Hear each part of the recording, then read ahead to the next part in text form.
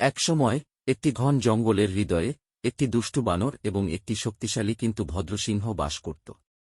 তারা প্রতিবেশী ছিল এবং তাদের পার্থক্য সত্ত্বেও তারা ছিল সেরা বন্ধু। বানর, যা কিকো নামে পরিচিত, একটি কৌতুকপূর্ণ এবং চটপটে প্রাণী ছিল। তিনি তার দিনগুলি গাছ থেকে গাছে দোলনা, অন্যান্য প্রাণীদের উত্ত্যক্ত করতে এবং নিরীহ দুষ্টুমি ঘটাতে কাটিয়েছেন। তিনি জঙ্গলের আওয়াজ নকল করতে পছন্দ করতেন, সকলকে তার হস্তক্ষেপে হাসাতেন। অন্যদিকে লিও, সিংহ, ছিল জঙ্গলের রাজা। তিনি তার মহিমান্বিত উপস্থিতি এবং প্রজ্ঞার জন্য পরিচিত ছিলেন। অন্যান্য সিংহের বিপরীতে লিও সহানুভূতি এবং বোঝার পথ বেছে নিয়েছিল।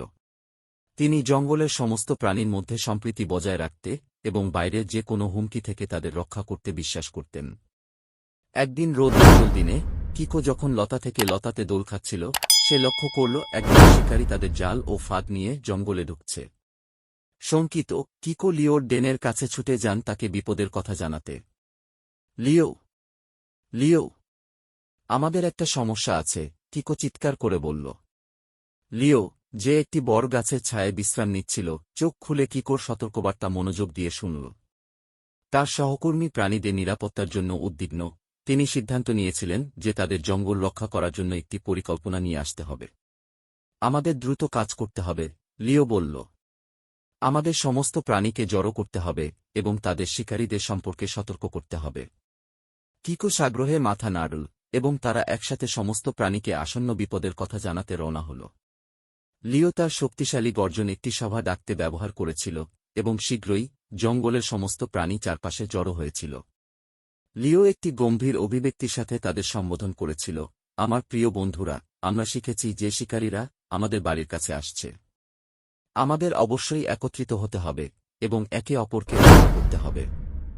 একসাথে আমরা শক্তিশালী। প্রাণীরা ভয় পেয়েছিল, কিন্তু লিওর কথায় অনুপ্রাণিত হয়েছিল। তারা তার নেতৃত্বের প্রশংসা করে এবং শিকারীদের ছাড়িয়ে যাওয়ার জন্য একটি দল হিসেবে কাজ করার সিদ্ধান্ত নেয়। কিকোর দ্রুত বুদ্ধি এবং তৎপরতা তাদের পরিকল্পনা বাস্তবায়নে অবিশ্বাস্যভাবে মূল্যবান প্রমাণিত হয়েছে।